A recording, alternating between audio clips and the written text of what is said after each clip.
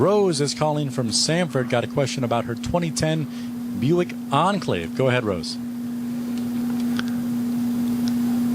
Rose, you with us? Rose, can you hear me? Well, we appreciate. I'm here now. Sorry. There you are. Hey, Rose. Go ahead with Larry Perry. Oh, okay. I have a 210 Enclave, 2010, and just out of the blue, for no reason at all, I will start the car in the morning, and sometimes when I park it at a store and then get back out in it, it doesn't want to go out of first gear. I stop the car, put it in park, put it back in first. 98% of the time, that solves the problem.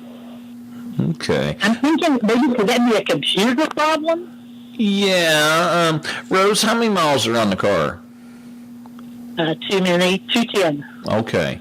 But other than that, it runs fine. Okay. Now, listen, there is an electronic range switch on your transmission that lets the computer system know what gear you have selected.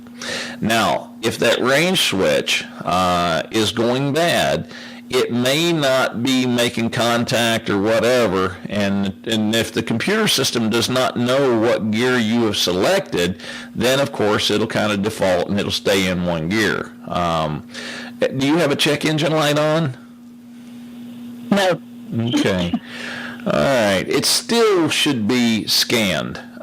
When I say that, a technician needs to drive the car with a scan tool on it, reading data, and then they can look and see for transmission data if it's getting the correct speed sensor, that it's actually able to take the speed of the vehicle and everything else, and you can also look at solenoids to see what they're doing, because those electric solenoids have to activate in order to create the shift.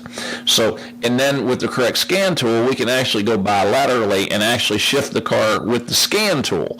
So that way we can find out if it's anything internal, or whether it's a solenoid that's getting weak and not shifting correctly, or if there's a glitch in the actual switch on the side of the transmission that identifies which gear you're in.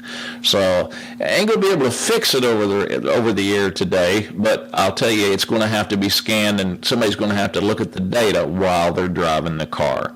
I hope that helps you, Rose. Thanks for the call.